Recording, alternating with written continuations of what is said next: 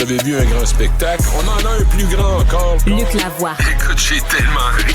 Yasmine Abdel-Fadel. C'est une pièce d'anthologie. La rencontre, Lavoie Abdel-Fadel. Il y a 80 ans, les Alliés débarquaient sur les plages de Normandie, dont plus de 14 000 Canadiens qui ont pris part à l'opération Overlord visant à libérer l'Europe, finalement. Et dans le cas de la Deuxième Guerre mondiale, ça a contribué à mettre fin à cette guerre et à combattre le régime nazi. Luc, c'est peut-être la dernière fois où on va avoir des festivités, où on va avoir des vétérans de la Deuxième Guerre mondiale qui ont participé à cette opération-là. Ben, tu sais, forcément, ceux qui sont là ont 100 ans, 97 ans, les plus vieux, les plus jeunes, pardon. Alors, non, c'est la dernière fois et c'est pourquoi il y a des célébrations si énormes, si grandes, si majestueuses. Je sais pas si tu as jeté un coup d'œil. Ah oui, c'est magnifique. Absolument incroyable. As-tu déjà été sur les plages? Non, je veux. Écoute, moi, ça a été un voyage que j'ai fait avec ma fille qui étudiait à Paris à l'époque.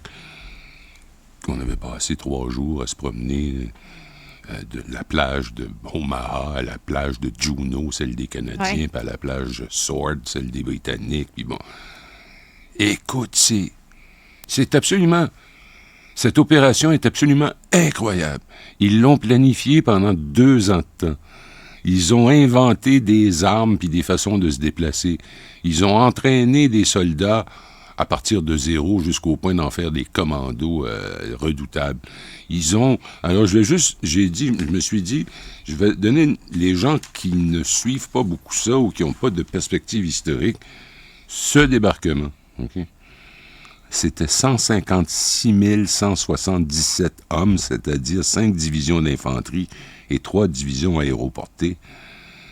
10 470 seront tués, blessés ou disparus. Par les airs, 23 000 hommes, 13 000 parachutistes américains qui sont largués sur l'ouest de la France et 10 000 Britanniques. L'aviation, écoute ça.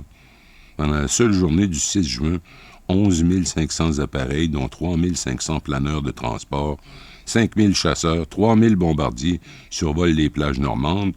Et il faut ajouter à ça, et c'est ça, moi, quand j'étais sur les lieux, j'essayais de voir dans le panorama à quoi ça devait avoir lieu. L'opération à l'intérieur du débarquement de Normandie s'appelait l'opération Neptune. 6 939 navires. C'est absolument incroyable. On pourrait pas refaire ça aujourd'hui. Je le sais pas. Tu sais, on est sur la Manche. Puis le génie, il y a eu plein de choses géniales. Je pourrais en parler longtemps. Mais le génie, ça a été de, faire croire aux Allemands que le débarquement, que les Allemands voyaient venir éventuellement, ils se doutaient bien qu'il se passerait quelque chose. Ils ont réussi à convaincre les Allemands par toutes sortes de stratagèmes complexes qui se sont étendus sur 1 an et demi, que le débarquement, donc, aurait lieu plus au nord, dans le Pas-de-Calais, parce que géographiquement, ça avait plus de bon sens, effectivement, parce que c'est plus proche, c'est l'endroit le plus proche. Et quand les forces ont débarqué sur les plages de Normandie, j'allais dire, je ne veux pas l'oublier, il faut savoir aussi une chose. Le débarquement était prévu pour le 5 juin.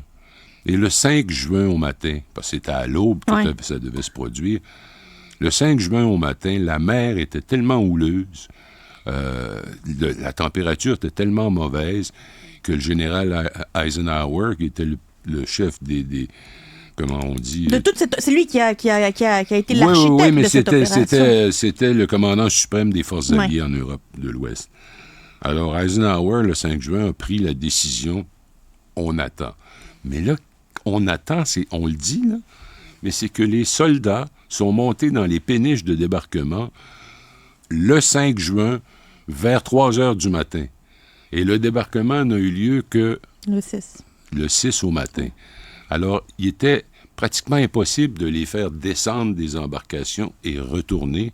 Donc, ils les ont laissés là. Tu peux imaginer sur le plan hygiène ce que ça donne comme résultat. Tout le monde était malade, c'était épouvantable. Et le 6 juin au matin, Eisenhower a regardé la météo, puis elle était pareille comme la veille. C'était pas mieux. Et là, c'était ou j'annule le débarquement, parce que là, vraiment, on va se faire pincer, ou j'y vais. prendre un risque, là. Eisenhower, c'est le plus grand risque probablement de l'histoire du 20e siècle, peut-être même de l'histoire du monde. Il a dit, on y va, go. Alors, ils sont partis. Les parachutistes qui rentraient vers l'intérieur, parce que l'idée, c'était, tu regardes la forme de la France, l'idée, c'était d'aller créer une zone, ce qu'ils appelaient une tête de pont, à peu près 8 km vers l'intérieur, de l'élargir le plus possible. C'est pour ça qu'il y avait 5 plages sur une assez grande étendue, et l'élargir le plus possible pour créer un pied-à-terre où l'aviation allait être capable de permettre le ravitaillement. Le ravitaillement, surtout la protection, oui. parce qu'il aurait pu se faire défaire. Ce qui les a aidés, encore une fois, c'est que les Allemands ont mordu à leur hameçon et que leurs troupes n'étaient pas prêtes. Quand même, le Canada a débarqué sur la plage Juno. C'était une des premières fois qu'une opération canadienne se faisait. D'habitude, ils étaient toujours imbriqués avec l'armée britannique. Juno Beach, c'est fantastique de voir ça. C'est, en fait, comme tu sais peut-être, Juno, Omaha, Sword, tous ces noms, ce sont des noms de code. Bien sûr. Alors, ce que c'était vraiment, j'y suis allé, j'avais mangé d'ailleurs des fruits de mer extraordinaires, ça s'appelle Courseulles-sur-Mer. C'est là que les Canadiens sont débarqués. Les premiers à mettre le pied à terre étaient des fantassins du régiment de la Chaudière, qui est resté célèbre en bonne partie à cause de ça. Les Canadiens, ça s'est plutôt bien passé. Il y a eu, j'ai pas le chiffre devant moi, mais 138, oui. Bon, quelque chose comme ça, victimes. Et ils ont rapidement progressé parce qu'eux, ils descendaient avec des bicyclettes. La mairesse Plante aurait adoré être là. Ils descendaient... Je m'attendais pas à ce que tu dises ça! Ils descendaient des péniches de débarquement avec leur bicyclette, puis ils disaient ben, « Valérie! » Non. Écoute, j'étais j'avais tellement plongé dans le récit historique-là! Une des affaires super drôles, tu sais, on pourrait en parler, c'est tellement une opération incroyable. Ils descendaient des parachutistes comme à peu près 8 km à l'intérieur pour créer une zone tampon. Okay? Alors, ils se retrouvaient pas, eux autres, c'était la nuit. Ils descendaient la nuit, puis c'était avant que les soldats puissent porter des... caméras thermiques. Des caméras, enfin, ça, là, l'infrarouge, là. Alors, ils avaient inventé un gadget, j'en ai un chez nous, j'aurais dû l'amener. Oui, c'est un petit morceau de métal. Bruit de criquet, là? Oui, c'est ça, cric, cric, cric, cric. Ouais. Okay. Alors, ils étaient... Là, on est au mois de juin, donc la nature a pris sa place. On est dans la nature. Les hautes herbes. Ils sont dans ça, puis là, cric, cric, ils cherchent l'un l'autre, cric, cric, cric, cric. Et ils ont également fait, pour vraiment confondre l'ennemi, ils ont envoyé des centaines de planeurs. Les planeurs n'avaient pas de moteur, alors forcément, ils étaient tirés par un bombardier, puis à un certain niveau et à une certaine distance, le bombardier décrochait, puis le planeur s'en venait, puis il devait s'en aller, puis essayer d'atterrir là où on avait tracé sur des cartes l'endroit idéal, parce que, qu'est-ce qu'il y avait dans le planeur? Des tanks, des véhicules de combat, des munitions. Mais effectivement, ça n'a pas été facile au complet là, de ces fameux... Des tanks avec des planeurs? Oui. Un tank, un planeur. Ils laissaient le temps qu'ils descendent. Il y en a la moitié qui se sont écrasés, qui n'ont jamais rien donné. Par exemple, ils ont aussi inventé des tanks flottants. Puis tu peux imaginer ces bêtes de métal, de tonnes et de tonnage et de tout ce que tu veux. Ça flottait. Ils ont mis ce qu'ils appelaient des robes. C'est-à-dire qu'ils ont créé autour des fameux chars d'assaut une espèce de tissu qui faisait qu'on les gonflait. Quand ils arrivaient à l'eau, ça gonflait. Comme ça devient des chambres à air, là. Oui, fait qu'ils levaient, puis l'idée, c'était que les tanks allaient glisser vers la plage. Le problème, c'est que la mer était tellement mauvaise, comme je l'ai dit, ça n'a pas marché, là, ça a été un désastre. Et le très, très, très grand désastre, ça a été Omaha Beach, là où avaient lieu les grandes célébrations aujourd'hui, parce que les Américains se sont heurtés à tout ce qu'on peut imaginer de dégueulasse. Ils ont failli mettre fin au débarquement d'Omaha. Et s'ils avaient mis fin au débarquement d'Omaha, probablement que l'opération aurait échoué parce qu'il aurait créé un trou béant dans le milieu de la tête de pont qu'ils voulaient créer. Alors, Et là, évidemment, Comment ça s'appelle déjà ce village que je suis allé voir? Sainte-Mère-Église. Mhm. C'est le premier endroit où des soldats alliés, des parachutistes, ont pris pied sur le sol. Et aujourd'hui, il y a encore cela, il y a un des parachutistes dont le parachute s'est accroché au haut du clocher de l'église et qui est mort à force de se faire tirer dedans par les Allemands. Et là, aujourd'hui, quand tu vas à Sainte-Mère-Église, ils ont recréé ça, c'est-à-dire que sur le clocher de l'église, t'as un mannequin qui est là. Parlons de Léo Major. Ouais, parlons de Léo Major. Léo Major, récemment, je lisais un livre où on fait de lui un des 5 plus grands guerriers de l'histoire. Et là, on se compare avec César et ces gens-là. Là. Tu sais, c'était...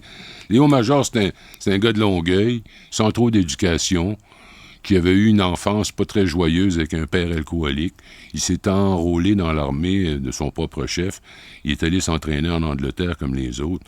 Et il appartenait au Royal 22e Régiment. Mais quand il a su que le vrai débarquement allait mettre en scène le régiment de Maisonneuve, derrière celui de la Chaudière, il a décidé de se transférer parce qu'il voulait se battre. Et c'était absolument incroyable ce qu'il a réussi, cet homme-là. D'abord, il a frappé dans le... C'était un commando, c'était un gars là, qui...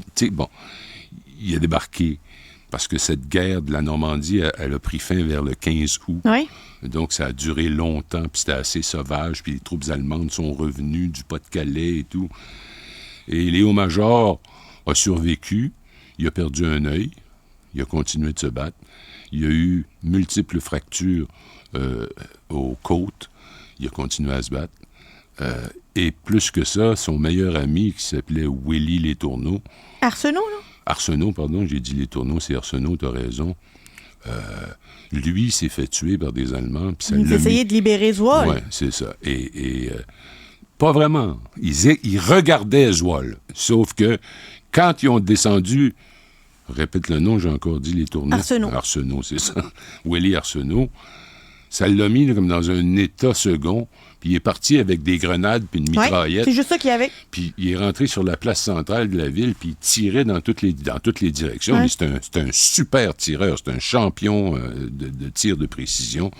Et en lançant des grenades, en tirant en mitraillette et tout, les Allemands ont cru que c'était vraiment ça. C'était les Alliés venaient d'arriver dans la place, puis ils se sont rendus. À lui seul, il a libéré une ville qu'il l'honore maintenant. Qu'il l'honore encore aujourd'hui. Ah, là. oui, ils essaient même de parler québécois dans les écoles primaires là, parce qu'ils veulent rendre hommage à Léo Major, puis il y a une place pour Léo Major, puis ils vont...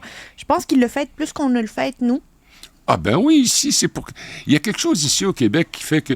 Et c'est loin d'être le seul. Là. Il y a eu plein de grands héros québécois dans cette guerre-là, mais parce qu'il y avait eu la crise de la conscription, les Québécois, les deux souches, étaient d'avis que c'était pas leur guerre, ça c'était une affaire des Anglais, puis les Anglais sont nos ennemis, alors on ira pas. Il y en a d'autres qui ont eu le réflexe inverse de dire ça va bien plus loin qu'une nation, qu'une séparation, qu'une indépendance.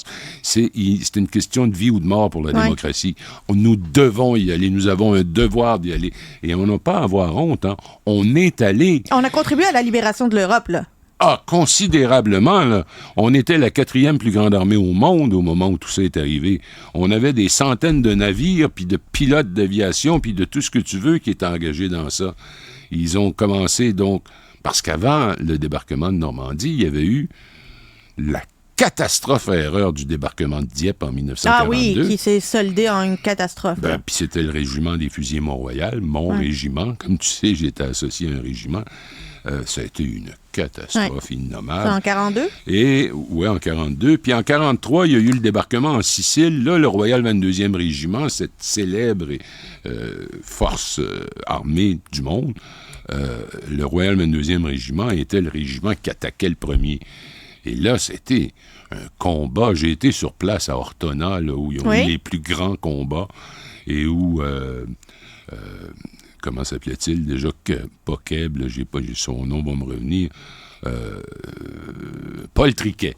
Le capitaine Paul Triquet a tenu à lui seul des tanks et des soldats allemands en leur faisant croire, justement, qu'il y avait plein de monde dans la maison. Il n'y en avait pas plein, il y en avait 2, lui puis un enfant. Puis il tirait. Et là, Léon Major a continué sa guerre. Il a vengé son ami qui a été tué. Ah oui, complètement. Il l'a vengé, puis c'était important pour lui de le venger. Je pense qu'il faudrait qu'on enseigne plus souvent l'histoire de la Deuxième Guerre mondiale, puis arrêter d'attendre qu'il y ait des anniversaires, des 75 ans, des 80 ans, pour pouvoir rappeler. Et surtout prendre notre place comme Québécois Ouais, et dans d'en ça, être parce fiers. qu'on s'est battu. Puis on a été bons en plus. Et on a perdu. Le Royal 22e Régiment a été fantastique. Fusiliers Mont-Royal, ils ont été fantastiques. Régiment de Maisonneuve. Chaudière. La Chaudière, les premiers Ben à oui. mettre les pieds sur le sol en France. On Bon. est fiers d'avoir contribué à libérer l'Europe du régime nazi.